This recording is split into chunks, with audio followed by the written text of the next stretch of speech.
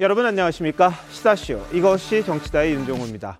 한동훈 법무부 장관의 국정감사 대비 전으로 관심을 끌었던 국회 법사위 너무너무 뜨거워졌습니다. 어제 한밤중까지 치열한 공방을 벌이다가 고성과 항의 속에 파행이 됐습니다.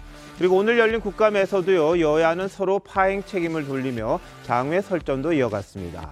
자, 이런 가운데 이준석 전 국민의힘 대표가 당원권 1년 정지의 추가 중징계를 받았습니다. 법원의 가처분 신청 기각에 이은 이 대표의 추가 징계, 국민의힘 안정을 찾을 수 있을지 궁금한데요. 전문가들과 잠시 후에 짚어보도록 하겠습니다. 어서 오십시오. 안녕하세요. 네, 먼저 국회 상황부터 보겠습니다. 법사위가 아주 뜨거워졌습니다.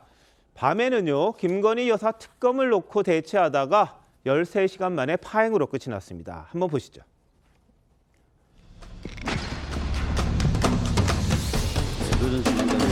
법치라고 하면, 그리고 공정함이라고 하면 저는 그 바로미터가 김건희 여사라고 생각해요.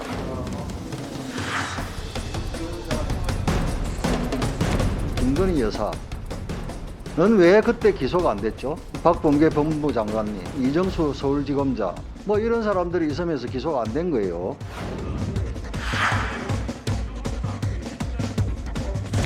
추미애 장관이 수사지휘권을 행사하기까지 했었고,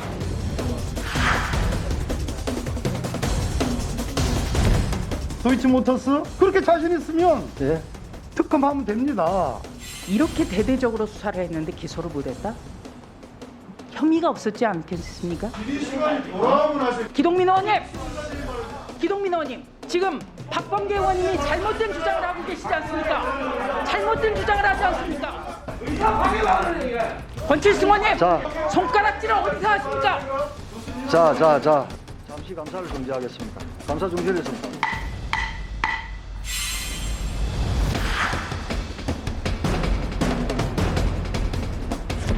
이 법사위의 온도를 낮추지 않으면 저는 감히 말씀드리건데 우리 모두 불에 탈 겁니다. 누구 하나 여기서 살아나가는 사람은 없을 거라고 생각합니다. 불타오르네.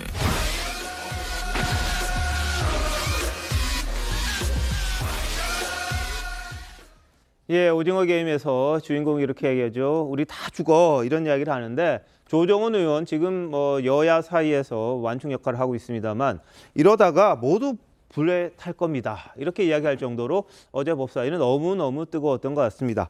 최영욱 의원님 어떻게 보십니까? 어찌 보면 예상했던 장면 아닙니까? 사실은 김건희 특검법이라고 하는 지금 민주당의 공세가 사실은 이재명 대표에 대한 검찰과 경찰의 수사 때문에 벌어진 일이라고 저는 생각을 하거든요. 그 수사에 대한 맞불 카드로 김건희 특검법을 지금 제안을 해놨기 때문에 당연히 이 두 가지 문제를 주로 다뤄야 되는 곳이 바로 법사위입니다. 그러다 보니까 이제 한동훈 법무부 장관을 상대로 해서 이 두 가지 문제, 기본적으로는 이재명 대표의 수사 문제지만 결국 야당의 공세 초점은 김건희 여사한테 집중이 돼 있는 것이고, 그러다 보니까 이 문제 가지고서 서로 목소리를 지금 크게 하고 상대 정당을 공격하고 이런 일이 벌어지고 있는 것이다. 그래서 이제 조정훈 의원이 얘기하는 건 뭐 다 죽는다는 얘기는, 저렇게 여야가 이제 이 수사 문제를 가지고 공방을 벌이다 보면 네. 국민들의 날카로운 눈총, 그걸 어느 한쪽도 피해가지 못할 것이다. 아마 이런 관점에서 지적을 한 것이 아닌가 싶습니다. 네, 좀 더 구체적으로 한번 어제 법사위 들여다보겠습니다. 민주당에서는 김건희 여사 검찰 수사에 대해서 강하게 항의를 했습니다. 한동훈 장관은 전 정권에서 그렇게 오래 수상했는데 무슨 말이냐, 물러서지 않았거든요. 한번 보시죠. 이재명 대표에 집중되는 수사, 문재인 전 대통령에 집중되는 수사, 뭔가 법치라고 하면, 그리고 공정함이라고 하면 객관성과 중립성, 균형 이런 정도는 잡아줘야 되는 거 아니겠습니까? 저는 그 바로미터가 김건희 여사라고 생각해요. 어떤 사안이 있을 때 어떤 진영을 수사하고 있는데 거기다 네. 균형을 맞추기 위해서 그런 목적으로 누구 수사해야 된다는 그런 거는 좀 안 맞죠. 균형을 작년 12월 3일로 기억을 하는데 도이치모터스 주가 조작 사건 기소가 됐다고 알고 있거든요. 김건희 여사는 왜 그때 기소가 안 됐죠? 기소할 만한 증거가 충분치 않아서 당연히 그랬을 것 같습니다. 추미애 장관이 수사지휘권을 행사하기까지 했었고, 그리고 이제 이성윤이나 이정수 같이 비교적 친정권 검사라고 평가받던 사람들이 사건을 주도했는데다가 중앙지검의 특수부까지 동원돼서 오랫동안 2년 동안 수사해온 사건이다. 도이치모터스 그렇게 자신 있으면 예? 특검하면 됩니다. 무슨 친정권 검사니 무슨 검사니 급기야 법무부 장관께서도 그렇게 해서 표현을 하는데 그렇게 자신 있으면 하면 됩니다. 제가 법무부 장관을 하면서 검찰이 내 마음대로 움직이고 내 마음대로 지시 따르고 그랬을 것 같으면 이렇게 됐겠냐라는 비난을 우리 지지자들도 많이 받습니다. 네, 자 박범계 의원은 법무부 장관 했으니까 그런데요. 자기 지시대로 검찰이 따랐으면 이렇게 비난을 받았겠느냐, 뭐 이렇게 냈겠느냐 이런 비난받는다는 말까지 나올 정도로 지금 검찰 수사에 대해서 이렇게 저렇게 지금 말들이 많습니다. 자 손정욱 변호사 어떻게 보십니까? 먼저 이제 당시의 수사팀을 보면요, 이성윤은 이제 그 문재인 대통령의 경희대 법대 후배입니다. 이성윤은. 그리고 이제 후임 이정수는 박범계 장관의 남강고등학교 후배입니다.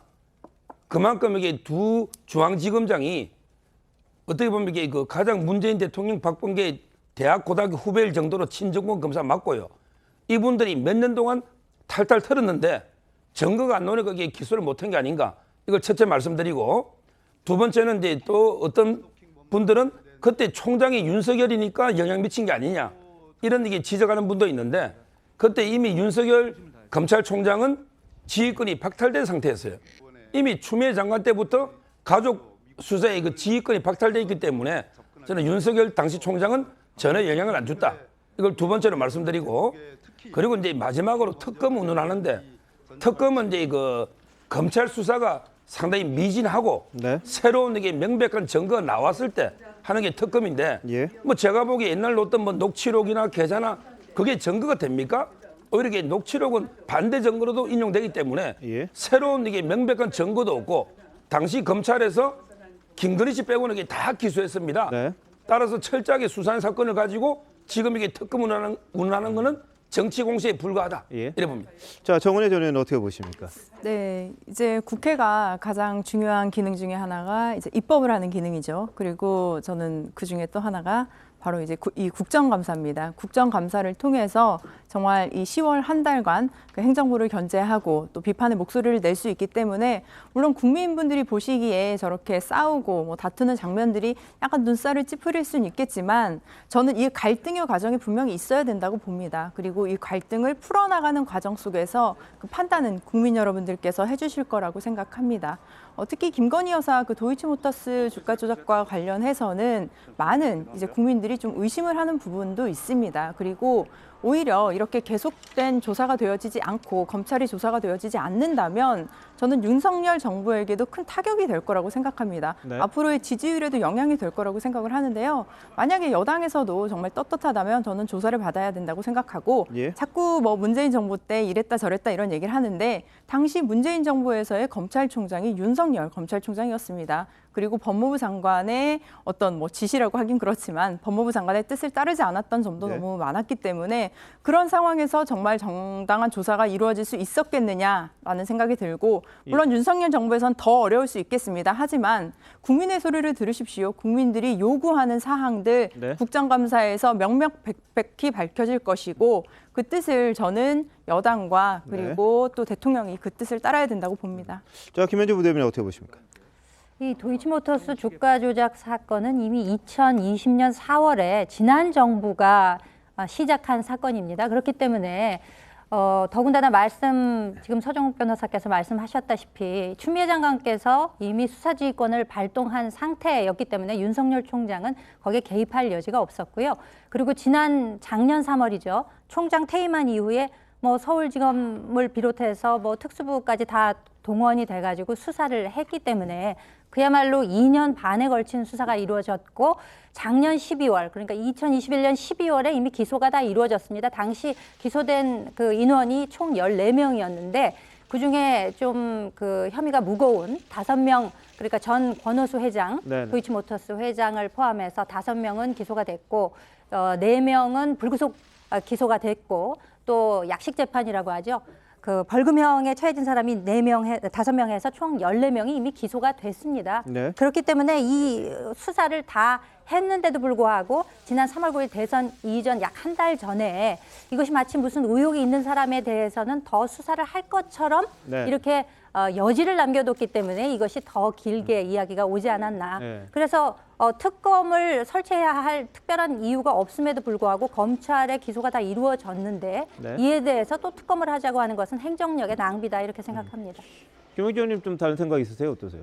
글쎄요, 뭐 저는 뭐 기본적으로는 뭐 기소가 다 이루어졌고 수사가 다 됐다면 뭐 네. 더 이상 우리가 뭐 왈가왈부할 부분은 아니다 생각하는데 그럼에도 불구하고 계속 언론을 통해서 여러 가지 어떤 주가 조작의 가능성, 실제로 뭐 그동안에 전화 뭐 네. 녹취를 틀어서 어떻게 그때 이루어졌다 이런 잠불들이 남아 있기 때문에 이것이 법사위에서 쟁론화되고 있다. 예. 그 더군다나 이것이 좀 과장되는 것은 아무래도 이 말하자면 그 법무부 장관이 지니고 있는 정치적 파괴력 예, 예. 그리고 또 김건희라고 하는 그 사건의 주체 자체가 지니고 있는 대통령의 부인이라는 것 이런 것 때문에 실제적으로 보면 이 법사위 자체가 이게 정쟁화되고 있는 도구로 쓰여지고 있다.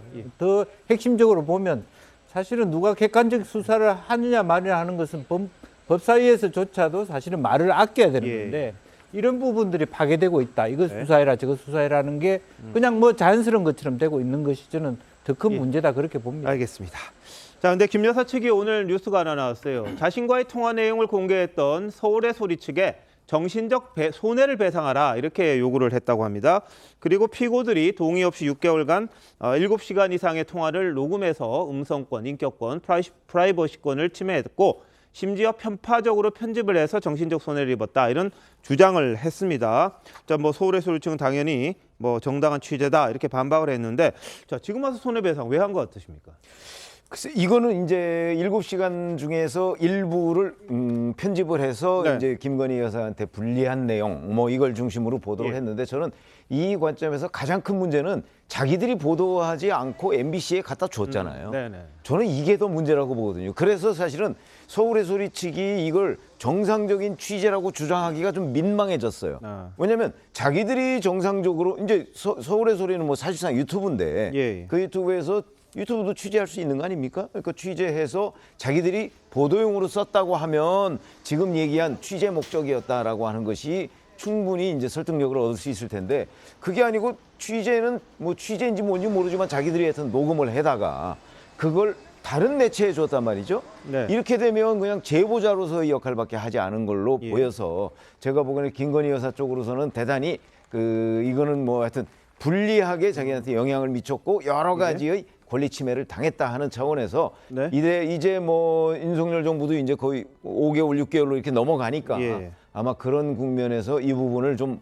보상을 받아야 되겠다 내지는 뭔가 경고의 의미로 서울의 소리 측에 네. 그 문제 제기를 해야 되겠다 이런 생각을 한 것이 아닌가 예. 이렇게 판단합니다. 네, 녹음한 거 전부를 공개해달라 뭐 이런 이야기도 했고요. 근데 지금 와서 이게 도움이 될지 안 될지 뭐 거기에 대해서는 좀 논란이 있는 것 같아요. 하지만 김 여사 측에서는 본인에 대해서 인격과 명예를 훼손당했다 이러면서 이제 손해배상 청구 소송을 냈다고 합니다.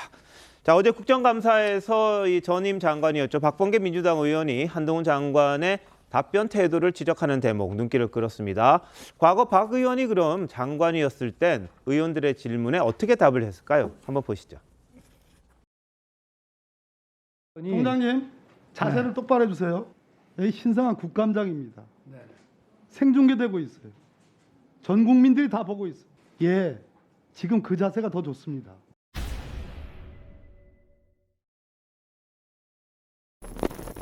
저 위원 아니, 그러니까 당연히 의원이 그렇습니다. 이렇게 물어보면 예. 예 의원님 그렇게 좀 해주십시오. 예, 의원님. 예. 하는 게 그렇게 예의지. 하겠습니다.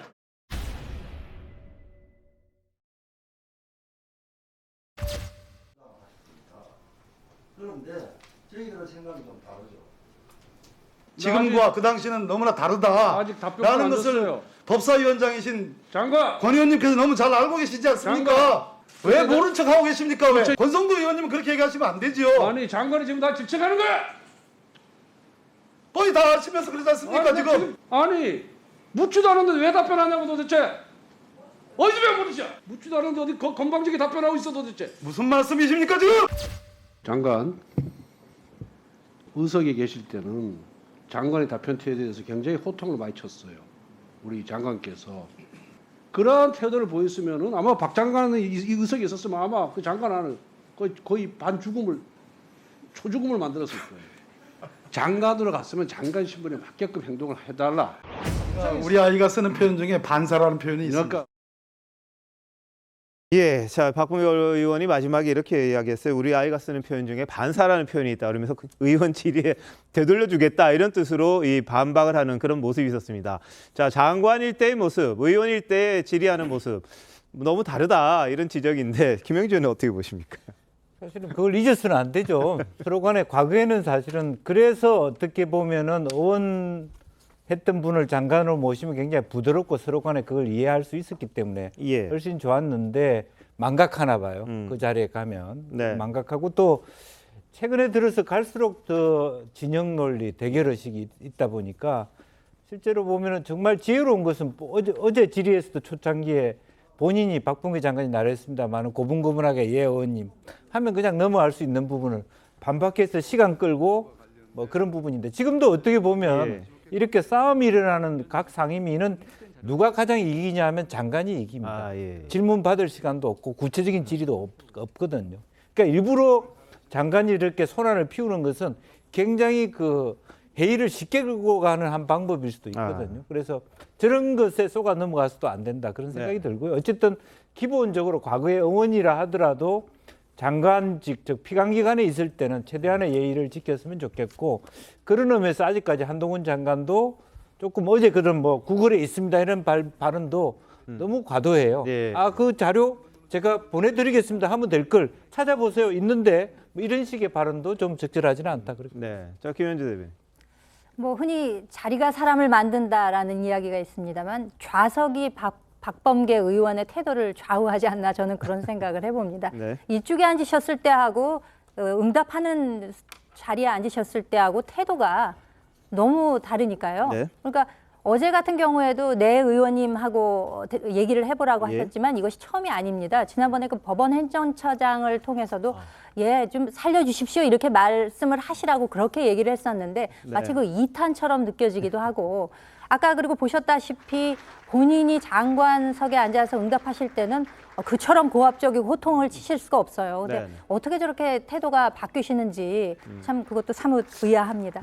알겠습니다. 지금 보신 것처럼 뭐 박범계 의원, 한동훈 장관 그냥 거의 뭐 앙숙이라고 할 정도로 그냥 서로 간에 주고받는 말들이 강했는데요. 한때는 좀 부드러웠어요. 한때는 부드럽다가 시간이 지나고 막판으로 가면서 또 신경전이 계속됐습니다.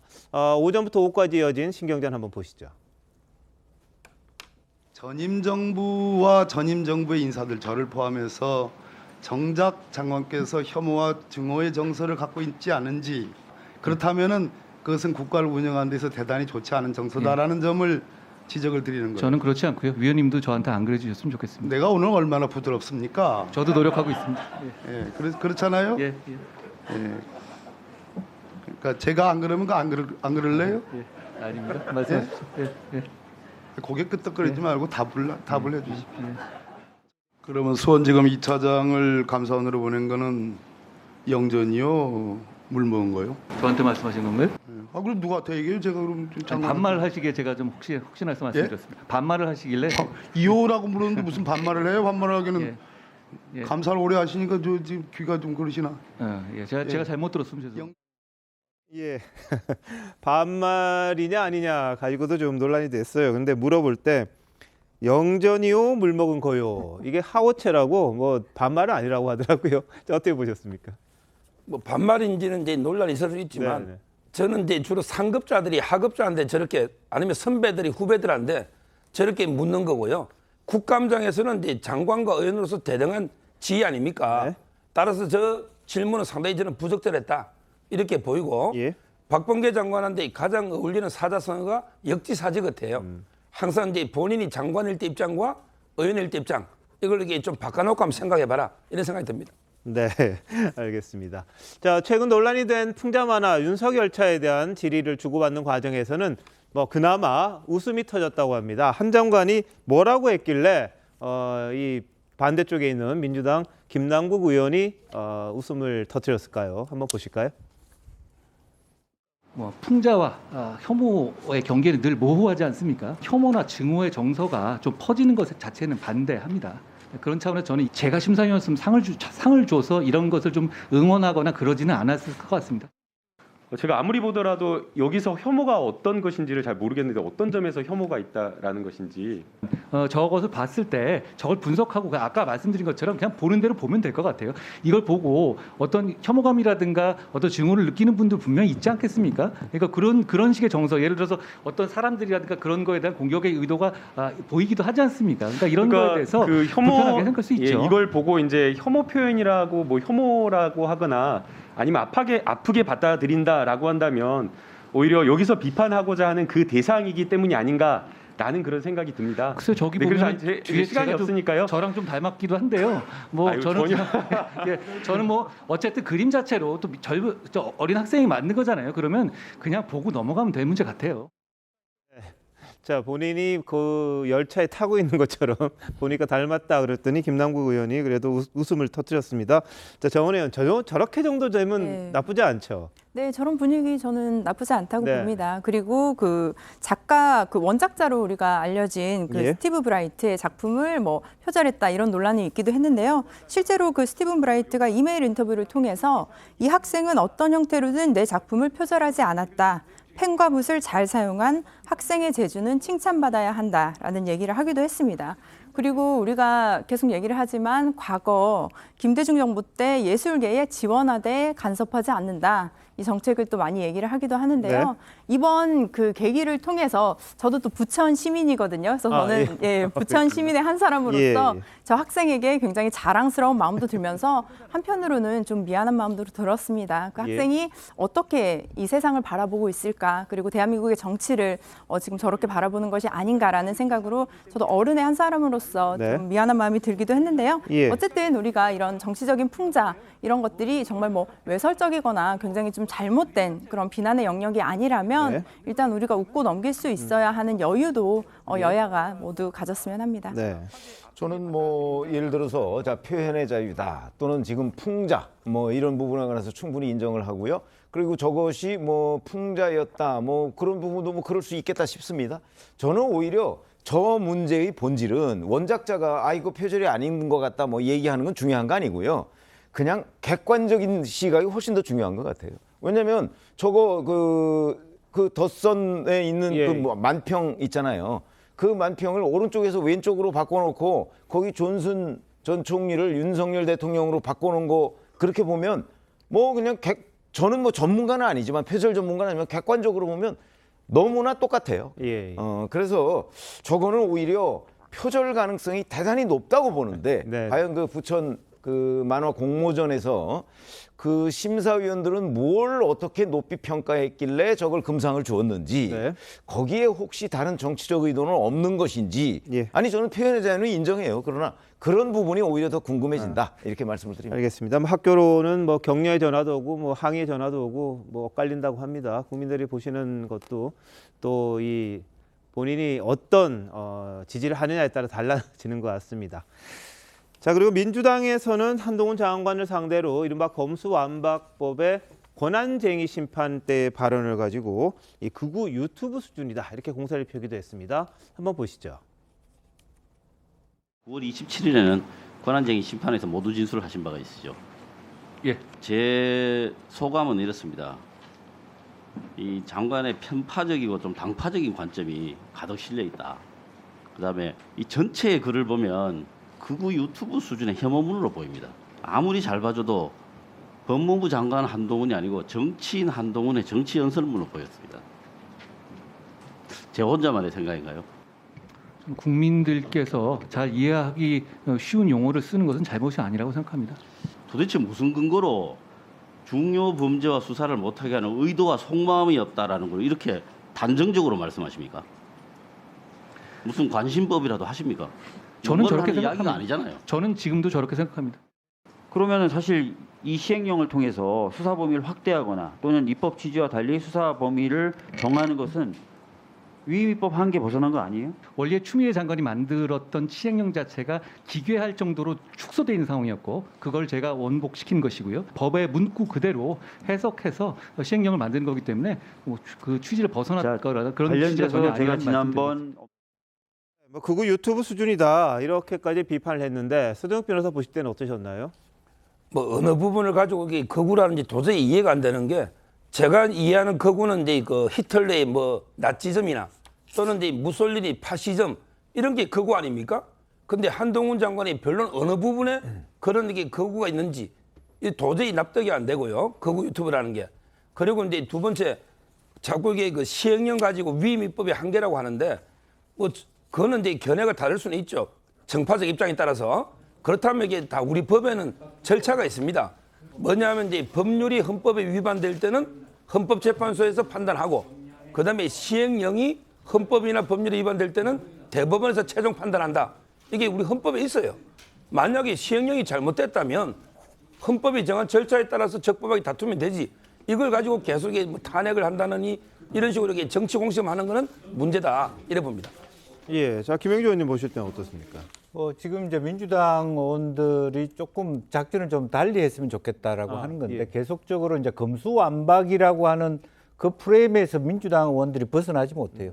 실제로 의도는 기본적으로는 어쨌든 그동안에 이제 과도한 검찰권의 행사에 대한 국민들의 정서적 지원 이런 것이 있기 때문에 검검수사권의 어떤 말하자면 구분을 통해서 그것을 균형을 잡아간다라고 하는 차원이었고 또 훨씬 더 그런 부분에 대한 어떤 완결적 구도를 가져간 것인데 실제로는 통과된 법안 자체는 사실은 그렇지도 못했거든요. 이제 그럼에도 불구하고 계속적으로 전 논란 속에서 이익을 보지 못하는 건 매우 아쉽게 생각하고요. 그래서 기본적으로는 오히려 민주당 속에서 저런 것을 계속 물어볼 것이 아니라 기본적으로 새로운 말하자면 그 통과된 법안에 있어서의 앞으로 시행을 어떻게 할 것이냐에 대한 좀 더 구체적인 대안 혹은 뭐 새로운 어떤 기구 그 중수청이라든지 또 검수완박에 대신할 수 있는 민주당의 어떤 대안 그런 부분에 대한 계획을 만들어 가야만 성률이 높아지는 것이지 과거에 있었던 부분들은 계속 민주당이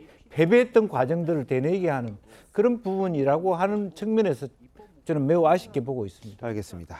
자, 아까 말했던 권칠승 의원은요, 이 검수완박법과 관련된 이야기를 하면서 한 장관을 향해서 권력 서열 3위다, 2위다 이렇게 말하다 보니까 실세 국무위원으로서 국회를 바라보는 시각이 이런 거다 이렇게 이야기를 했는데요. 관련 질문이 나왔어요. 한 장관에 대해서 출마 계획이 있느냐 이런 질의가 있었습니다. 한 장관의 대답 직접 들어보시죠. 혹시 출마할 계획을 가지고 계신가요? 저는 그런 생각이 없습니다.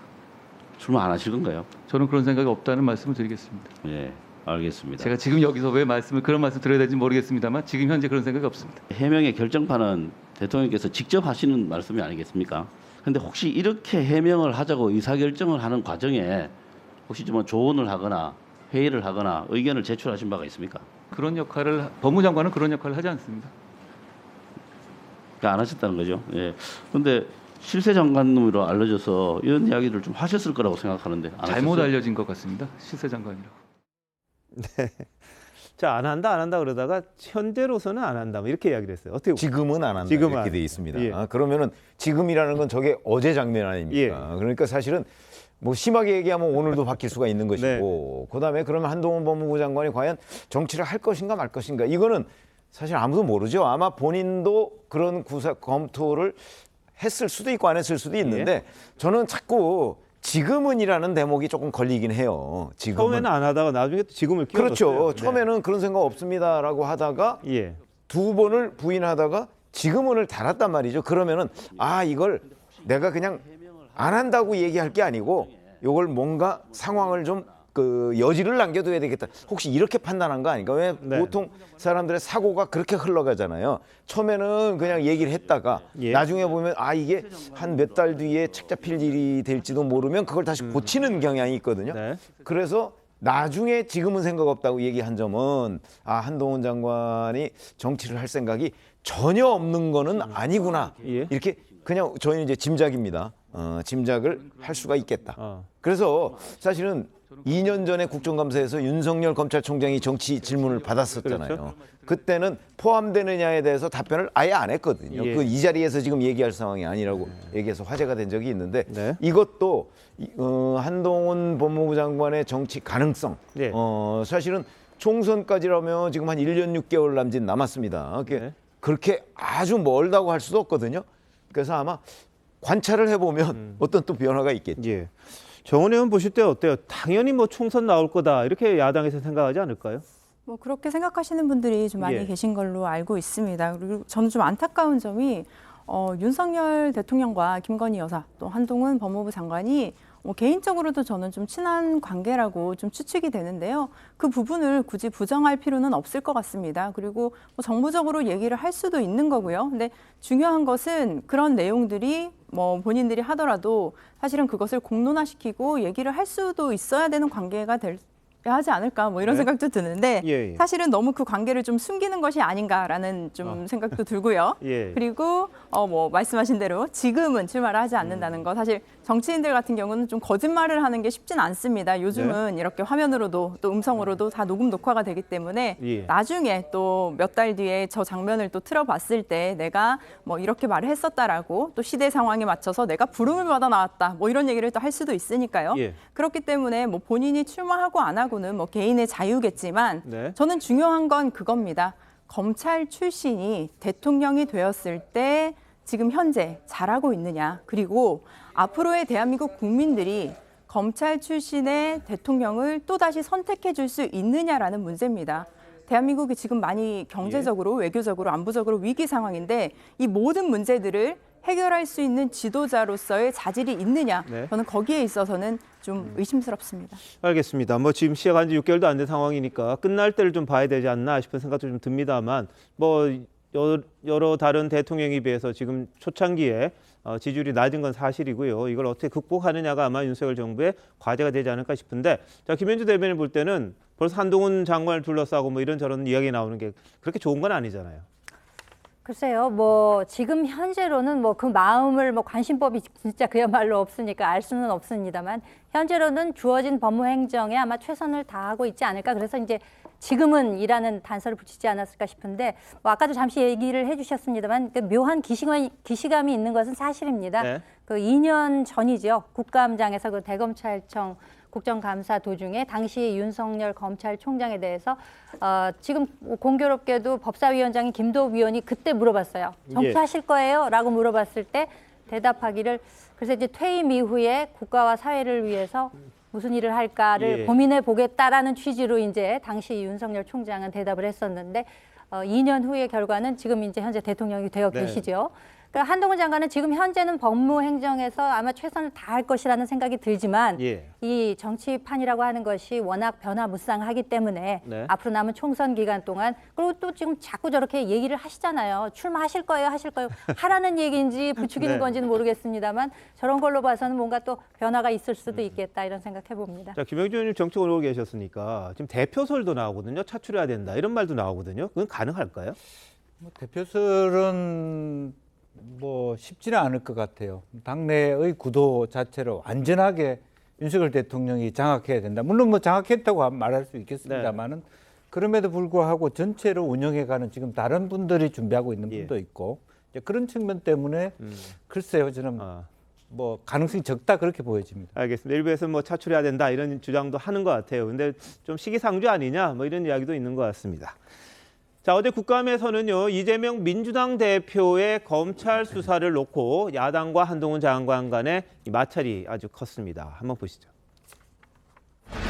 그 야당 측에서는 이 수사를 가지고 정치 탄압이라고 얘기하거든요. 어떻게 동의하십니까? 이 수사들이 예를 들어서 뭐 지난 정부 때처럼 청와대 캐비넷을 뒤져서 대변인 발표한다든가 적폐청산 TF를 부서마다 꾸려가지고 이렇게 없는 걸 후벼 파서 만들어내는 것이 아니거든요. 있어 왔던 것이 오히려 천천히 사건이 진행되어 온 것 아닙니까? 그러면 원천적으로 이게 보복이라든가 뭐 어떤 그런 표적이라는 프레임 자체가 일반적으로 그게 상식적으로 성립되는 구도는 아니라고 생각합니다. 그리고 동의하지 않는다 지금 그런 말씀이시죠? 전혀 아닙니다.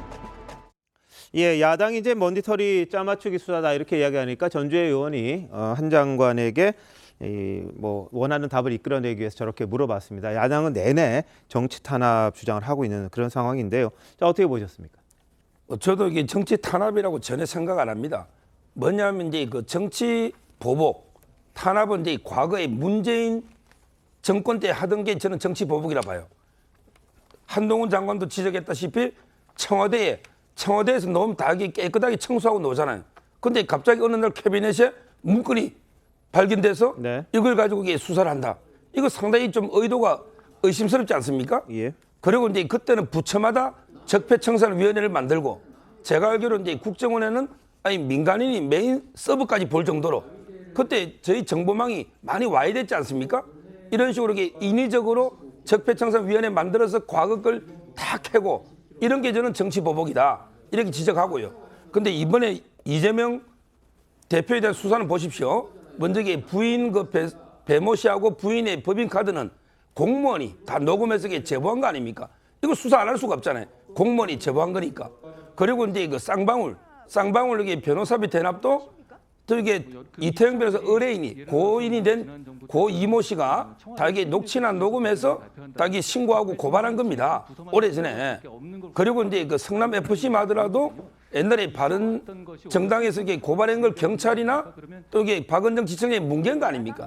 이런 게 지금 새로 하는 거예요. 따라서는 과거 정권부터 있어온 걸 수사를 하는 거지 새롭게 정치법한 건 없다. 이래 봅니다. 자, 정은희 의원 생각은 어때요?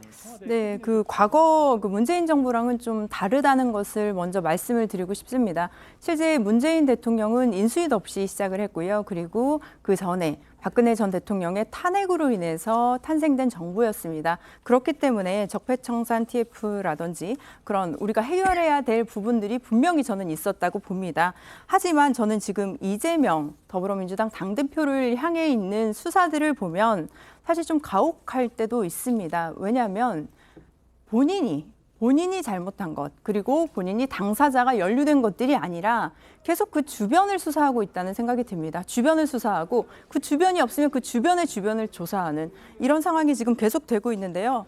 사실 지난 대통령 선거에서 굉장히 적은 차이로 대통령에 당선이 되었지만 윤석열 대통령의 어떻게 보면 상대, 선의의 경쟁의 후보였습니다. 그리고 지금은 야당의 당대표가 되었습니다. 그렇다면 이런 무리한 수사보다는 정말로 잘못이 있는 것, 누가 봐도 명백하게 잘못되었다고 생각하는 의혹이 있는 것들을 조사를 해야지 지금 국민들이 생각하기에 오히려 이런 조사들이 너무 많이 진행이 되면 오히려 좀 더 실증을 느낄 수 있지 않을까라는 생각이 들고 그리고 이거는 뭐 저 개인적인 생각뿐만 아니라 사실 많은 분들도 저는 동의를 할 거라고 생각을 합니다. 그렇기 때문에 이런 이재명 당대표를 겨냥한 수사들 그리고 정말 너무 많아서 사실 제가 지금 다 나열하기도 좀 어렵긴 한데요. 그 모든 것들이 다 무혐의 처리가 난 것들도 많고 무혐의 처리가 난 것들 특히 성남 FC 같은 경우는 또 다시 꺼내서 지금 다시 보고 있습니다. 이런 것들이 지금 옳은 것인지 그리고 윤석열 정부가 말하는 공정과 정의인지 묻고 싶습니다. 알겠습니다. 근데 뭐 경찰 수사가 미진했다 이런 내용들이 조금씩 흘러나오고 있고 컴퓨터 없다고 그랬는데 어디서 발견되고 뭐 그런 일들이 있다 보니까 과거의 수사가 부실했던 게 아니냐 뭐 이런 지적도 지금 제기가 된 것 같아요. 그래서 결과를 가지고 이 수사 검찰이 뭐 막무가내로 기소했다 그러면 또 그만큼 비난을 받을 것이고 또 뭐 결과적으로 뭐가 문제가 됐다 그러면 또 이제 그 과거의 수사에 대한 지적이 나올 것이니까 이 최종 결과를 좀 보고 저희들이 이 수사에 대한 판단을 좀 하면 어떨까 싶기도 합니다. 사실은. 한동훈 장관은 최근 방송인 박수홍 씨 사건과 관련해서 친족 상도례라는 이런 규정을 개정해야 한다 이런 주장도 했습니다. 한번 보시죠. 우리 한동훈 장관님. 예. 박수홍이라는 우리 저 문화예술인 아시죠? 박수홍. 그 개그맨 박수홍 씨. 예, 이제 우리나라에서 가족의 개념이 변화되고 있는데 친족 상대례 중에 이제 아버지와 같은 직계 존비속 같은 경우에 이제 형면제는 그렇다 치더라도 형제자매인 경우에 친고죄로 하는 건 과하지 않느냐 그런 여론이 있는데 어떻게 생각을 해보신 적 있으세요? 저도 뭐 그 프로를 좀 보고 해서 관심은 좀 있는데 생각을 안 해보셨을 거예요. 아닙니다. 생각해봤는데 지금 이게, 생각하시는 거죠? 아닙니다. 이게 사실 형제간의 다툼이 의원님 더 잘 아시지만 뭐 사변식 한번 적극적으로 개정 필요가 있는 것 같아요. 저는 한번 검토를 해봤습니다. 저는 이제 지금 사회에서는 예전의 개념은 그대로 적용되는 게 좀 어렵다고 생각합니다. 네, 직계혈족 간에 이 발생한 범죄와 관련해서는 형이 면제되거나 이런 부분이 이제 친족 상도례라는 건데, 자, 서 변호사님, 뭐 지난번에 박송 씨 같은 경우 아버지가 막 이렇게 공격하는 바람에 좀 혼란스러운 일이 있었잖아요. 그걸 이야기를 하는 겁니까? 그렇죠. 친족 간에는 이제 그 강도죄하고요, 손괴죄는 적용이 안 됩니다. 강도죄하고 이제 그 손괴죄를 제외하고 나머지 모든 재산 범죄 있잖아요.는 두 가지입니다. 첫째는 이제 직계 좀비 속이나 동거하는 친족일 때는 형을 면제해 버려요. 예. 직계 좀비 속이나 그다음에 부인 배우자나 그다음에 동거 친족 같이 집에 사는 친족은 형을 아예 처벌 안 합니다. 절도를 하든 사기를 치든 횡령 배임을 하든 처벌 안 하는 거죠. 그다음에 나머지 친족들은 전부 이게 친고죄니까 고소가 있을 때만 처벌한다. 근데 이 친족의 범위가 8촌까지 가니까 너무 넓지 않아요. 따라서 이게 이렇게까지 친족 간에 특례를 두는 게 맞는가? 예. 이거는 이게 구시대적인 좀 이게 유습이 아닌가? 그래서 요즘 이게 헌법에 개인의 어떤 재산권이나 또는 행복추호권 이런 것 때문에 좀 개정해야 된다. 이런 논의가 원래 많이 있었어요. 예. 이걸 이제 한동훈 장관이 공론한 거죠. 알겠습니다. 요즘 뭐 세상이 많이 변했는데 민법은 예전 몇십 년 전께 그대로 적용이 되면서 현재와는 좀 안 맞는다 이런 얘기가 있었는데요. 박송 씨 사건을 계기로 친족 상도례라는 규정에 대해서도 이제 좀 손을 봐야 된다 이런 의견들이 좀 제시가 됐던 그런 상황입니다. 자, 오늘 진행된 국감 맨날 이런 이야기 해드려서 죄송한데 의원들이 막말 계속했습니다. 끊어지질 않고 있고요. 그러다 보니까 또 논란이 됐는데 오늘은 권성동 의원이 그 장본인이 됐습니다. 보시죠.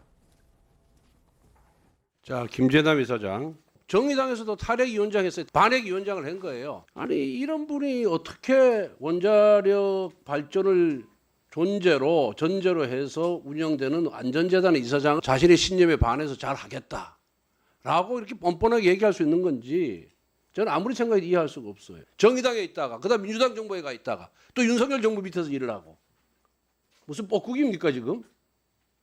응? 이동주 저동주 옮기가 사는 뻐꾸기예요? 나는 부끄러워서 고개를 못 들겠어요. 차라리 혀 깨물고 쭉 찍고 뭐하러 그런 짓 합니까? 내보고 민주당 정부에서 뭐 제의하면 전 죽어도 안 합니다. 의원님께서 이 국정감사 자리에서 질문하실 자유는 있지만 저에 대해서 됐어요. 답변 필요 없어요. 어떻습니까? 사퇴할 생각 있어요, 없어요? 진상에 대해서 굉장히 폭언에 가까운 말씀을 하신 것은 사과하십시오. 저는 한 번도 제 신념과 가치에 반하는 활동을 하거나 지금 아니 그 탈핵 운동하는 분이 원자력 안전재단 이사장이 예, 자 김재남 이사장을 둘러싸고 권성동 의원이 저런 이야기를 했습니다. 뻐꾸기를 비유를 했고요. 혀를 깨물고 이런 말까지 했어요. 자, 어떻게 보셨습니까? 지금 권성동 의원의 질문 중에 예. 혀를 깨물고라는 부분은 명확한 실언이죠. 예. 그리고 막말이라고 우리가 충분히 얘기를 할 수가 있고요. 저 부분에 대해서는 이제 권성동 의원 본인이 결자 해지를 해야 될 것 같은데 예. 그 권성동 의원의 말 중에 보면 사실은 탈핵 운동을 하는 사람이 원자력 그 안전 이사장으로 가면은 원래는 안 되는 거예요. 원래 소신과 철학에 반하는 거 아닙니까? 네. 거기는 원자력 발전소 등을 관리하는 자리예요. 예. 그렇기 때문에 더군다나 지금 이제 이 낙하산 문제는 사실 뭐 어제 오늘의 문제는 아니잖아요. 그런데 저는 뭐 늘 사실 낙하산 문제는 이 정권이 바뀌면 그 한꺼번에 어떻게 처리하는 쪽으로 좀 법을 만들자 뭐 이렇게 얘기를 했던 사람인데 어떻게 그러니까 윤석열 정부 지금 5개월 정도가 돼가고 있는데 그 문재인 정부에서 임명된 이사장 뭐 이제 문재인 정부 때 왜 알박기 인사 얘기를 많이 했는데 지금 계속 윤석열 정부 밑에서 뭐 본인이 지금 소신을 펼치기도 쉽지 않을 것으로 보이고 그다음에 철학을 뭐 하는 거는 또 윤석열 대통령의 국정 철학과는 뭐 명백히 다를 것이고 뭐 이런 점을 보면 적절해 보이지는 않는다. 그래서 이거는 여야 뭐 통틀어서 우리 낙하산 얘기 항상 있지 않습니까? 그러니까 아마 여야가 이런 문제를 어떻게 처리할 것인가 정권이 바뀌었을 때 그건 좀 머리를 맞대고 협의할 필요가 있겠다 이런 생각이 듭니다. 예. 자 김영주 의원님은요. 권성동 의원께서 우리 김재남 이사장의 그 자존심을 건드려서 스스로 사퇴하게 하려고 하는 의도가 있는지는 모르겠습니다만 사실은 이제 과거의 환경운동 또 생태운동 하시는 분들이 사실은 가치 중심의 삶을 살아가는 건 맞습니다. 다만 이제 제도권 안에 들어가다 보니까 실제로 자기의 역할이 뭐 현실 속에서의 완전한 탈레기랑은 불가능하기 때문에 원자력 문화라든지 원자력 영역 속에서의 어떤 최소화하려고 하는 역할, 자기는 이제 김재남 이사장의 입장에서는 그런 것들이 자기의 목표였다고 생각하는데 이게 잘못하면 또 블랙리스트 비슷한 또 그런 형태가 됩니다. 물러나라. 그러니까 오히려 이 문제는 저렇게 풀 것이 아니라 오히려 여야가 그야말로 정권이 교체됐을 때 사실은 미국처럼 완전히 뭐 다 그 과거 정권에 있는 사람 나가게 할든지 이런 부분에 답을 가져와야 될 텐데 지금 억지로 저런 얘기를 하고 있어가지고 저 문제가 풀리지 않고 오히려 질문하는 사람 스스로가 조금 문제가 되는 그런 결과가 되풀이되고 있다. 참 안타까운 현실입니다. 알겠습니다. 자, 권성동 의원은 이게 논란이 되니까 해명글을 또 올렸습니다. 뭐라 그랬냐면 혀 깨물고라고 한 거는 본인에 대한 이야기라는 거죠. 김재남 이사장에게 그렇게 하라는 게 아니라 만약 내가 그랬다면 혀 깨물고 그랬지 거기 안 있는다 이런 취지로 이야기한 걸 이거 좀 오해한 거다 이렇게 이야기를 했습니다. 뭐 권 의원이 상당히 강하게 이 대야 투쟁에 나서고 있는 것이 지금 현실인데 여하튼 뭐 김영주 의원님 말씀하셨던 것처럼 이 정권 교체 이후에 이 여러 가지 자리, 이른바 뭐 낙하산 할 수 있는 자리에 대해서 어떤 기준이 있어야 되느냐, 그건 뭐 계속해서 저희들이 이야기를 해봤습니다만 정답은 없는 것 같아요. 다만 정말 이 소신에 안 맞는 거 그냥 갖고 계시는 게 맞는 건지 아니면 전문성을 갖고 그냥 하는 게 맞는 건지 거기에 대한 판단 글쎄요 누가 해야 될지 모르겠습니다. 법제화하는 것도 오히려 낫지 않겠느냐. 뭐 그런 주장이 계속 제기되고 있는데 매번 정권 바뀔 때마다 자리 남아있는 사람들에게 이런 식으로 하는 것도 좀 문제인 것 같고 또 그 자리에 그냥 남아있는 것도 좀 어색하기도 하고요. 국무회의에서 예전까지 탈원전 하다가 지금 원전 진흥하는데 거기 가서 이제 같이 있는다? 뭐 그건 또 이상하잖아요. 예를 들면 그런 부분이 있으니까 좀 잘 좀 정리가 됐으면 하는 그런 바람입니다. 자, 다음 이슈는 국민의힘입니다. 법원이 이준석 전 대표가 신청했던 가처분 신청 모두 기각 또는 각하했습니다. 여당 내분 사태 이제 뭐 석 달 만에 정리 수순에 들어갔다 이렇게 볼 수는 있을 거예요. 정진석 비대위가 이제는 온전히 힘을 받게 됐는데 국민의힘 윤리위가 이준석 전 대표에 대해서 1년 당원권 정지를 추가를 했습니다. 그러니까 1년 6개월의 당원권 정지 처분을 이제 이준석 전 대표가 받게 됐는데요. 자, 김현주 대변인, 이게 적절한 징계입니까? 어떻게 보십니까? 글쎄, 윤리위의 고유 권한이기 때문에 그 징계 내용에 대해서는 뭐 제가 평가하는 것은 바람직하지 않겠습니다만 사실상 이 가처분 신청 결과를 놓고 이것이 처음에는 4일에 나온다고 했었습니다. 그리고 6일에 이제 윤리 개최가 예고가 되어 있었기 때문에 아마 그 가처분 신청 결과에 따라서 징계 수위가 달라지지 않을까라는 예상은 있었습니다. 크게는 뭐 탈당, 제명 뭐 이 정도까지도 갈 수 있다. 탈당 권고나 제명까지도. 그렇지만 가처분 신청에서 국민의힘 쪽에 손을 들어주는 법원의 판단 결과 당원권 정지 1년을 추가함으로써 총 1년 6개월의 이제 중징계를 받게 됐는데요. 참 어떻게 보면은 좀 공교롭기도 하고 일종의 좀 열린 결말이라고 생각이 됩니다. 지금 현재 1년 6개월의 당원권 정지가 있게 되면 2024년 1월 8일까지 당원권이 이제 정지가 되는데 4월 10일에 이제 총선이 있게 되거든요. 그러면 이준석 대표의 앞으로의 뭐 공천이나 이후의 정치 행보에 관해서는 조금 더 여지를 남겨둔 그런 결정이 아니었나 그렇게 생각이 됩니다. 알겠습니다. 자, 당원권 정지와 관련된 국민의힘 움직임 영상으로 한번 보시겠습니다.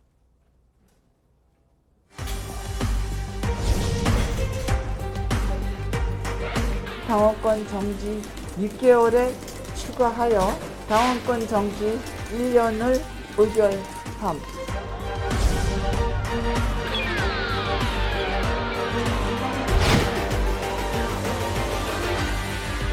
그 윤리위의 결정이 굉장히 객관적이고 공정하다라고 느끼시는 국민과 당원분들이 얼마나 되시겠습니까?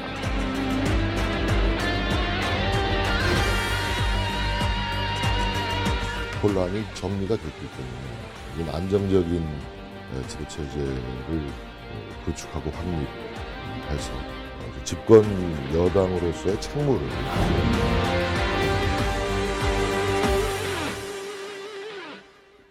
네, 김현주 대변인이 언급을 했습니다만 이 전 대표의 징계 종료 시점이 굉장히 미묘합니다.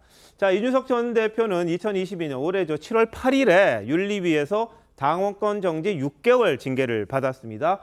이 끝나는 시간이 내년 1월 8일입니다. 근데 이때는 아마 국민의힘에서 전당대회를 할 가능성이 굉장히 큰 시점이었어요. 그래서 뭐 잘하면 본인이 당대표에 다시 한번 나올 수도 있겠다.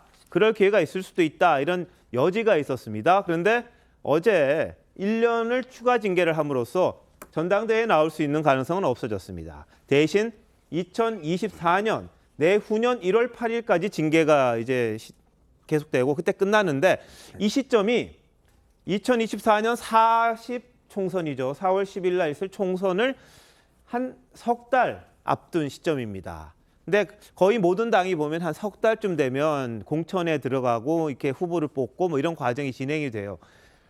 논리적으로만 따지면은 이 전 대표가 복귀를 해서 본인이 갖고 있는 지금 지역구를 계속 승계해서 이어가고 출마를 할 수 있을 여지는 있습니다. 공천을 신청할 수도 있을 거고요. 그래서 이 가능하냐 불가능하냐 이걸 놓고도 당내에서는 사실상 불가능하다 아니다 여지를 줬다 이런 해석이 나오는 그런 상황이기도 합니다. 자, 서 변호사 잠시만 있고요. 자, 최병욱 실장님 가능해요 어때요? 우선 1년 6개월의 징계를 받은 사람이 공천 신청을 해야 될 거 아니겠어요. 예. 그런데 이제 노원병이잖아요. 예. 근데 노원병은 국민의힘에 결코 유리한 지역이 아닙니다.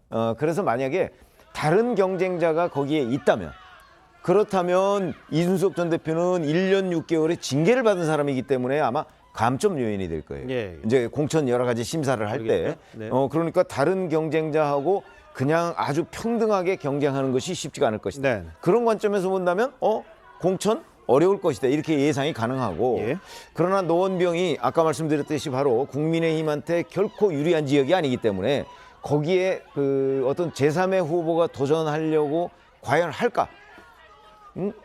이준석 전 대표가 홀로 도전을 할 가능성도 없지 않거든요. 네. 그렇게 되면 뭐 아무리 감점이 있더라도 공천이 될 가능성이 있죠.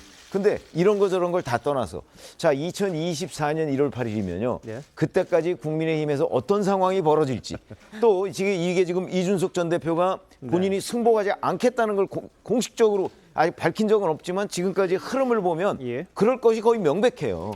그렇게 되면 저는 어떤 예상을 하느냐면 아마 이준석 전 대표와 이 당과의 갈등 이게 결국은 연장이 된 것에 불과하고 자칫 잘못하면 이번에 그 이양희 윤리위원장이 또 1년 본인 임기를 연장했잖아요. 그런데 이양희 윤리위원장이 또다시 이준석 전 대표에 대해서 아마 징계를 하는 사태가 올지도 모르겠다.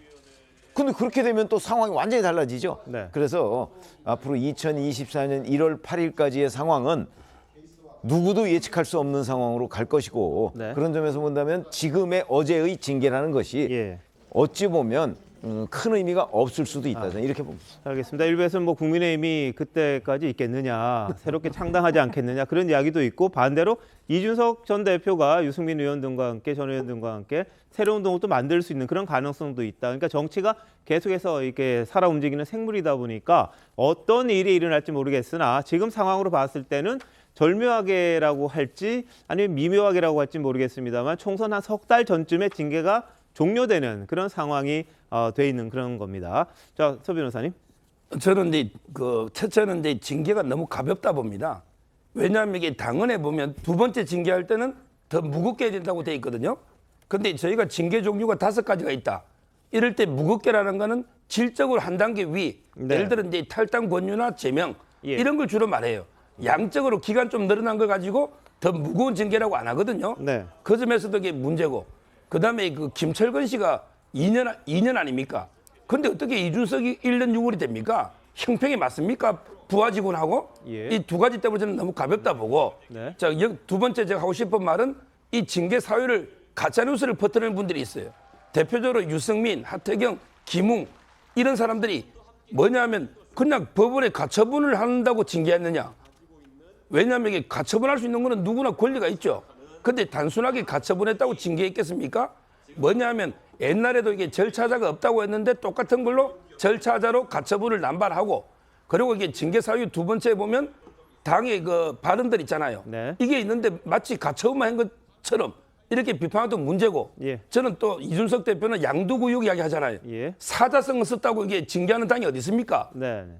그게 아니고 예를 들어 윤석열 대통령 대선에 열심히 뛴 사람들은 진짜 이게 양을 걸고 양을 팔았는데 자기들이 파는 게 개라고 하니 이게 얼마나 모욕적인 발언입니까?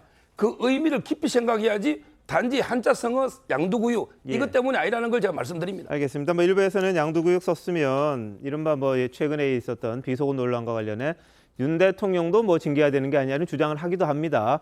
근데 공식적인 장소에서 이야기한 것과 또 이제 사적인 영역에서 한 것이 섞여 있는 그런 부분 때문에 이게 과연 비교 대상이 되느냐 그런 지적은 있습니다만 여하튼 이준석 전 대표를 옹호하는 쪽에서는 다른 이 말에 대해서도 징계가 필요하지 않겠느냐 이런 주장을 하고 있고 서로 맞서는 그런 상황이기도 합니다. 자, 근데 이준석 전 대표 추가 징계 이게 윤 대통령의 뜻이 아니냐 뭐 이런 일부 주장이 있습니다만 윤 대통령 오늘 뭐라고 했을까요? 한번 보시죠. 정세석기대위가 어쨌든 뭐 정당성 인정받게 됐는데 어떻게 보시는지 좀 소감이 궁금하고요. 대선 활동 같이 하셨던 이준석 전 대표가 추가 징계 받았는 데 대해서도 어떤 소감이신지 한 말씀 부탁드립니다. 글쎄 뭐 다른 질문을 좀 해주시죠. 제가 그런 당무 그 사항에 대해서는 답변한 적이 없지 않습니까? 네, 뭐 당무에 대해서는 대통령이 말한 적이 없었다 이렇게 이야기했기 때문에 그 부분에 대한 질문에 답은 하지 않았습니다. 자, 근데 이 전 대표의 움직임에 대해서는 뭐 여러 가지 추측이 있습니다. 말씀하신 것처럼 법적 조치를 할 건지 아니면 뭐 정치적으로 본인이 개인적으로 이제 헤쳐나갈 준비를 할지 그 부분에 대해서는 지금 알 수가 없는 상황인데요. 자, 신당 창당 이야기도 계속해서 나오긴 합니다만 뭐 쉽지 않다 이런 이야기도 있습니다. 자, 김영주 의원님, 뭐 당 만드는 거 쉽지는 않죠. 당 만드는 건 쉽지 않습니다. 그런데 이제 지금 우연히 제가 국회에 가서 예. 유인태 전 수석 뭐 의원이 만났는데 네네. 지금 현재 앞으로 개헌을 앞두고 있어서 그 전에 이제 선거구제 개편이나 이런 논의를 여야가 합의할 수 있다. 지금 예. 양당 체제가 너무 사실은 이 국론 분열로 치닫고 있다. 그 다당제로 가야 된다. 이런 논의가 있기 때문에 본인의 선택과 상관없이 그런 기회가 올 수도 있다라는 생각도 들고요. 네. 이준석 대표는 스스로 당을 만들 수는 없습니다. 그럼에도 불구하고 상황에 따라서는 당을 만들 수 있는, 즉 최소한 자기가 말하자면 비례대표로서 두세 석을 얻을 수 있는 당을 만들어지는 형국으로 제도가 개선되는 이득을 볼 수는 있지 않겠나 생각이 들고요. 예. 제가 만약에 이준석 대표라 하면 노원에 나가지 않고 광주나 이런 데를 나간다든지 국민의힘 쪽에서도 막을 수 없는 예. 혹은 다음 총선은 지나가고 네. 총선 이후에는 꼭 재보궐이 있습니다. 그 뒤를 바랄 수 있는 계기도 있기 때문에 아마 이준석 대표는 항상 그랬듯이 장기적인 관점에서 보기 때문에 그렇게 다음 총선에 목을 멜지 않을 그럴 공산도 크다 저는 그렇게 봅니다. 알겠습니다. 자, 이 부분은 이제 이 대표가 어떤 식으로 행보를 하느냐가 관심인데 한번 지켜봐야겠습니다. 뭐 가까운 사람들은 뭐 지금 와서는 어떨지 자기들도 모르겠다 이런 상황이기도 하고요. 국민의힘에서는 반반입니다만 그래도 이 당연한 징계다 이런 이야기가 많은 것 같습니다. 자, 북한이 어제 오전 탄도미사일 2발 발사했고요. 오후에는 전투기 8대, 폭격기 4대를 동원해서 도발에 나섰습니다. 우리 군이 자체적으로 설정한 이 특별 감시선이 있는데 그 아래로 내려왔다는 겁니다. 편대 비행을 펼치자 우리 군은 즉각적으로 30여 대의 전투기를 출격시켜서 맞대응을 했습니다. 관련 영상 준비했습니다.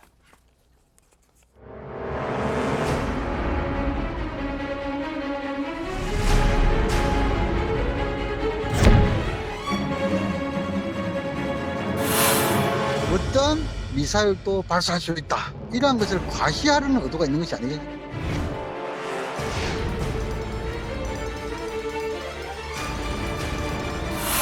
북한의 탄도미사일 도발 상황을 상정하여 표적 정보 공유를 통해 탐지, 추적, 요격 절차를 숙달하는 데 중점을 두고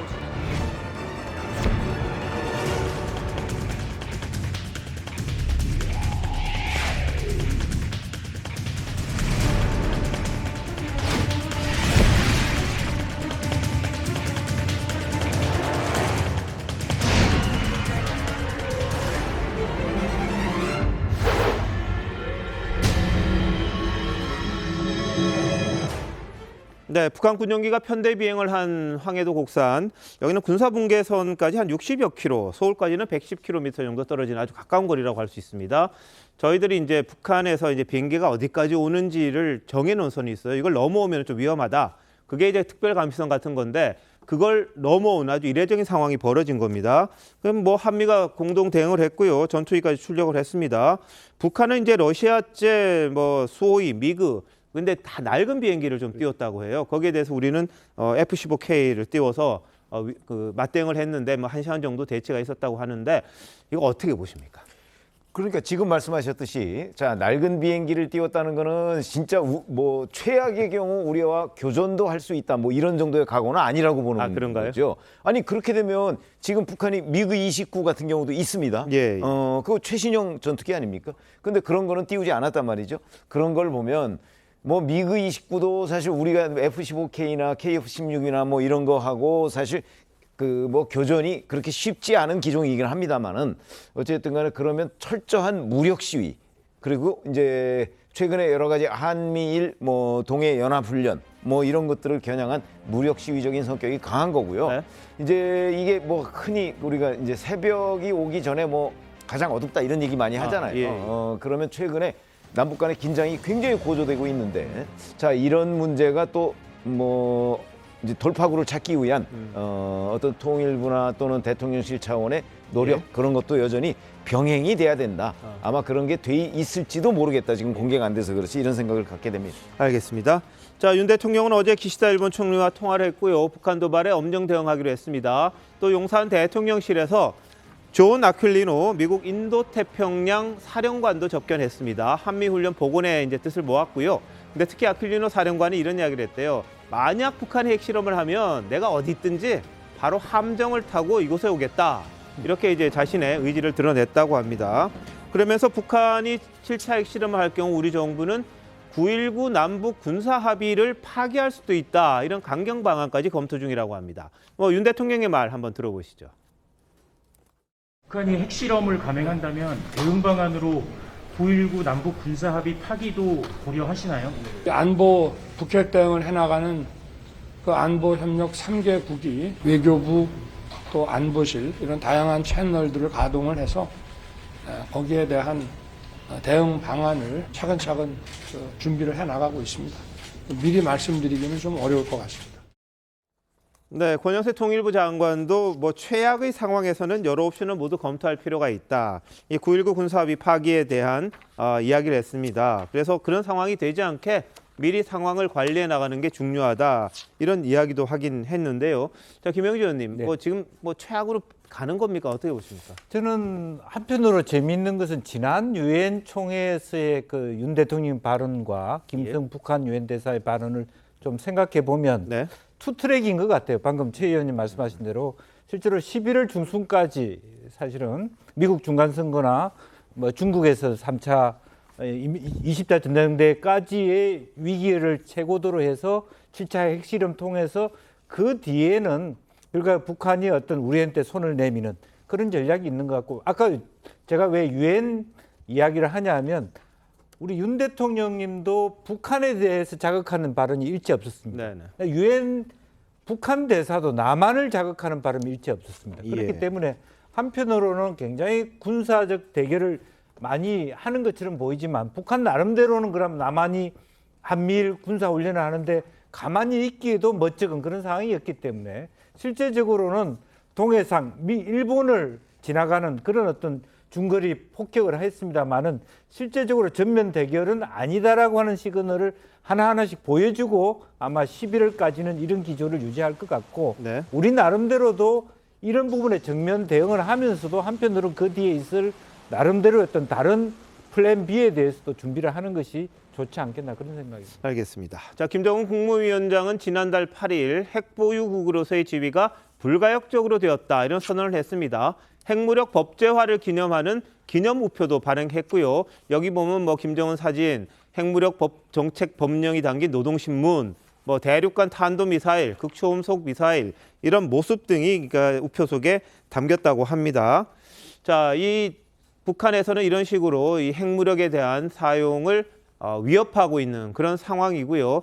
이게 이제 러시아에서 푸틴이 핵 버튼을 누른다 만다 그러다 보니까 북한에까지 지금 위협적인 소식이 전해지지 않겠냐 이런 우려를 하시는 분들도 있어요. 북한이 또 어떤 행동을 할지 모르겠다. 이런 지적도 있는데 그 부분에 대해서는 우리가 만반의 이제 준비를 해야 되는 건 당연한 일입니다.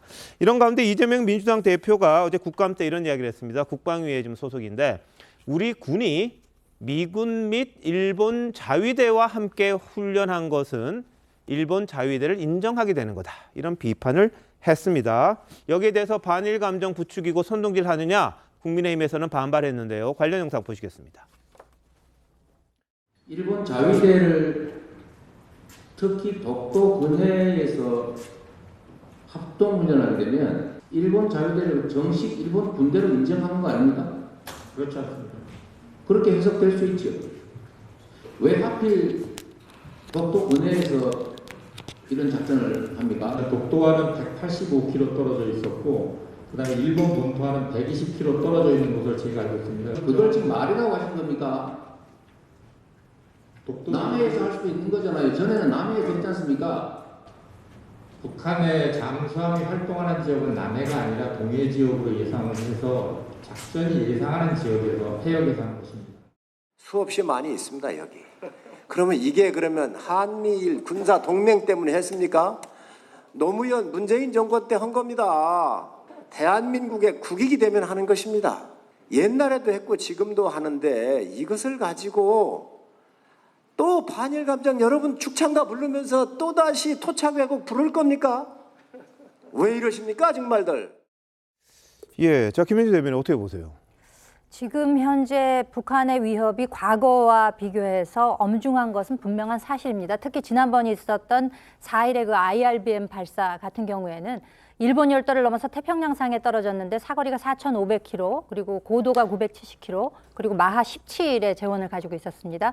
올 들어서 총 22차례의 도발을 했는데 특히 최근 이틀 사이에 6번의 도발을 했습니다. 미국에서도 이것을 상당히 심각하게 보고 있기 때문에 중거리 미사일에 대해서 long range, 그러니까 장거리 미사일이라는 표현을 쓰기도 했습니다. 이렇게 엄중한 현실적 안보 위협이 있는 가운데 여기서 한미일이 삼각공조를 통해서 안보 협력을 하는 것은 어떻게 보면 우리 국가 내지는 뭐 일본에서도 마찬가지겠고 국가 존폐의 기로에서 정말 엄중한 결단을 내려야 하는 이런 순간에 이런 안보 협력에 대해서 뭐 친일 논리로 몰고 가는 것은 이것은 현실을 부정하는 것이고 지나치게 호도하는 것이다. 이렇게 정말 적절치 않은 발언이라고 생각됩니다. 그런 면에서 지난번에 미국에서 한일 정상회담을 통해서 30분간 그 회담이 있지 않았었습니까? 저는 그것이 어떻게 보면 대승적으로 앞으로 한일 관계를 보다 좋게 만들면서 특히 이 안보 관련해서는 어제 통화도 25분간 했다고 하는데 이런 것들 물꼬를 트는 입장에서 참 좋은 계기가 되었다고 생각하고 이에 대해서 뭐 민주당에서는 뭐 제대로 된 그 회의가 아니다, 뭐 태극기를 걸었네 마네 뭐 이런 이야기를 했습니다만 네. 지금의 이 엄중한 현실에서 안보의 관계에서는 절대 양보가 있어서는 안 된다 이렇게 생각합니다. 자, 이야기가 나오니까 이제 국민의힘에서는 이런 이야기를 했어요. 2007년 노무현 대통령 당시엔 일본 자위대 전투함이 인천에 입항한 적도 있었다. 그런 이야기를 했습니다. 그리고는 우리 관계자가 일본 함정에 올라서 이 자위대 장병들의 사열도 받았다. 그 배에는 우길기가 달려있기도 했습니다. 그럼 그 당시에 했던 거는 뭐냐? 이렇게 지금 반론이 제기됐어요. 정은혜 의원 어떻게 보십니까? 네, 지금 그 이재명 그 의원이 지적을 했던 것은 그 독도 근처에서 훈련을 했던 것을 좀 지적을 한 것 같습니다. 그래서 독도 근해, 특히 독도라는 것은 굉장히 좀 한일 관계에 있어서 민감한 지역이기도 하고 또 일본의 또 일부 사람들이 또 독도가 자신의 땅이라고 또 주장을 하는 곳이기도 한데 그렇게 군사적으로 민감할 수 있는 상황에 일본의 자위대라는 것은요, 자신의 나라를 지키는 그런 군대입니다. 자신의 나라를 지키는 군대가 독도에 갔다? 언젠가는 우리가 독도를 지켰다. 그렇기 때문에 독도는 우리 땅이다라고 또 얘기를 할 수도 있는 문제고요. 굉장히 좀 예민하고 민감한 상황이라고 보여집니다. 그렇기 때문에 이 부분도 물론 이렇게 좀 입법부에서 지적을 하긴 했지만 함께 좀 국방부와 좀 이렇게 논의를 통해서 일본의 자위대와 대한민국의 군대와의 관계 이런 것들도 다시 한번 좀 재정립하고 또 형성을 해야 할 것 같습니다. 네. 자위대는 군대가 아닙니다. 일본은 평화헌법 체제 하에서 군대를 가질 수 없도록 규정되어 있기 때문에 자국의 방위만을 목적으로 하는 전수방위의 원칙에 입각해 있기 때문에 전혀 군대가 아니고요. 그럼 지금 한미일이 삼각 안보 훈련을 하는데 그 동해상에서 하고 그 일본 열도를 넘어가서 미사일이 태평양상에 떨어지는 이 엄중한 시점에 동해상에서 훈련을 할 수밖에 없는 지정학적 위치가 있는 것입니다. 어떻게 뭐 남진해에 가서 하거나 태평양 중간에 뭐 하와이에 가서 할 수는 없는 것 아니겠습니까? 네. 이를 가지고 과거 역사 인식의 문제나 혹은 독도 영유권 문제와 연결시키는 것은 지나친 것이라고 생각합니다. 알겠습니다. 지금 이 사진이 아까 제가 설명했던 사진입니다. 2007년이었고요. 9월 12일 오전 인천항에 들어온 일본 해상자위대 연습함대입니다. 카시마함 위에서 이 자위대 장병들이 인천 해역방어사령관이 준장에게 경례하고 있는 그런 사진이라고 지금 알려져 있는 부분입니다. 그러니까 2007년만 해도 이제 우길기 보이시죠? 근데 이 깃발을 단 배가 들어왔단 말이죠. 그때 와서 이제 훈련과 같이 하고 그랬었는데 뭐 우길기를 찬성하는 건 절대 아닙니다. 다만 일본에서는 해군들이 저기를 달고 다니기 때문에 그걸 뭐 각국에서는 다 관함식을 할 때 저 깃발을 갖고 다니긴 합니다. 근데 여하튼 우리나라 인천항에 와서 저렇게 했던 부분이 있었는데 이재명 대표는 이제 지금 와서 자위대를 인정할 거냐 이런 이야기를 했고요. 또 독도 인근이라고 했을 때 저희들이 지난번에 CG를 한번 만들어 드린 적이 있어요. 그때 150km 반경이라고 했을 때 그게 어디냐면 독도를 중심으로 이렇게 원을 그렸을 때 일본 쪽이 조금 더 가깝게 돼 있습니다. 근데 동쪽이라고 하니까 독도에서 이제 일본하고 저희 사이가 될 것 같은데요. 근데 이 150km를 인근이라고 할 때 독도와 어느 정도의 연관성이 있느냐 거기에 대한 부분에 대한 뭐 문제 제기도 일부에서 있었습니다. 근데 한미일 연합훈련 자체에 대해서 반대하는 입장이 과연 뭐냐에 대한 지적들이 이제 일부에서는 제기가 됐던 그런 부분이거든요. 아니, 훈련 장소가 그 독도 부근이라고 지금 민주당에서는 주장을 하지만 오늘 이종석 국방부 장관인가요? 얘기하는 걸 보면 독도에서 오른쪽으로 대략 한 180km 정도 떨어진 곳이고요. 일본 본토에서는 120km쯤 떨어진 것이라고 해요. 그러면 일본 본토에서 더 가까운 거예요. 그럼 왜 일본 근해에서 훈련을 했느냐? 차라리 어떻게 보면 더 정확한 표현은 그게 맞는 거죠. 그리고 훈련은 어디서 했느냐? 저는 별로 중요하지 않다고 생각합니다. 한미일이 그 어떤 북한의 그 위협에 대비해서 연합훈련을 했다는 사실이 중요하고요. 그렇기 때문에 그렇게 돼서 만약에 정말 유사시에 북한의 뭐 도발이 있을 때 공동 대처할 수 있느냐 없느냐 그런 체제를 갖추고 있느냐 없느냐는 게 훨씬 더 중요한 문제죠. 저는 이게 내로남불이라는 말이 있는데 일본하고 이게 훈련도 내가 하면 우호적인 행사고 남이 하면 이게 친일이다 이렇게 봅니다. 조금 전에 그 사진에서 본 것처럼 2007년도에 그때 일본에서 세 척의 군함이 왔고요. 우길기를 들고 그때 우리나라 을지문덕함, 그다음에 제주함, 영주함 전술 기동 훈련도 했습니다. 노무현 대통령 때. 근데 이때는 아무도 친일이 안 했잖아요. 내로남불도 이게 유분수지 내가 하면 좀 우호적 행사고 남이 하면 이게 다 친일몰이 하는 거는 정말 이게 이재명 대표가 저는 잘못된 인식이라 봐요. 알겠습니다. 그렇습니다. 이제 기본적으로는 아마 이제 독도라고 하는 것에 대한 긴장도 뭐 그런 것들로 가지고 여러 가지 이야기를 하는 것 같은데 저는 오히려 지금 시대가 변하면서 오히려 오바마 때는 일본 하위에 한국 개념이 있었다면 지금은 오히려 역으로 보면 한국과 일본이 대등한 관계이기 때문에 너무 지나치게 일본과 하는 것이 일본 밑에 들어간다는 개념을 갖지 않아도 될 정도의 우리 국력이 되지 않았느냐 그렇게 생각이 듭니다. 알겠습니다. 뭐 우리 국민감정상까지 자위대가 뭐 우리 국내에 들어온다든지 뭐 영해에 들어온다든지 이런 부분에 대해서는 참 거부감이 있을 겁니다. 근데 지금 북한의 상황이 심상치가 않은 그런 의미가 있고요. 한미일 연합훈련이 동해상에서 이런 거는 5년 만이라는 거 그런 것들을 감안할 때 이 국제적인 안보 우리의 안보를 어떻게 지켜낼 거냐 가장 좋은 방법이 뭐냐 이걸 찾아야 할 때가 아닌가 싶기도 합니다. 자, 이런 가운데 또 갈등 소지가 있는 게 하나 생겼습니다. 사회 피격 공무원 고 이대준 씨의 유족이 오늘 피격 사건과 관련해서 감사원 서면 조사를 거부한 문재인 전 대통령을 고발했습니다. 목소리 한번 들어보시죠. 저는 오늘 이 자리에 전직 대통령을 고발하는 참담한 마음을 전합니다. 감사원의 조사에 성역은 없으며 다 같은 국민들의 무고함을 바로잡는 것으로 스스로 말했던 그 물음에 있는 그대로 상세하게 설명해야 할 것입니다. 정작 자기를 조사하는 것에 불쾌하다라고 분노하였습니다. 이런 말들이 장난이었습니까? 참으로 뻔뻔합니다.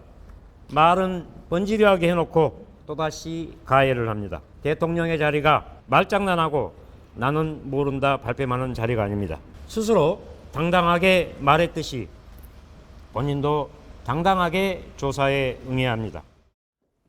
네, 유족의 입장 전해드렸고요. 이 문 전 대통령의 입장이 나오면 저희들이 다음 주에 이제 방송할 때 알려드릴 테고, 오늘은 뭐 서해 피격 공무원 사건도 있고요. 또 강제 북송 사건과 관련해서 새로운 사건들도 좀 공개가 된 게 있습니다. 자세한 것들은 잠시만요.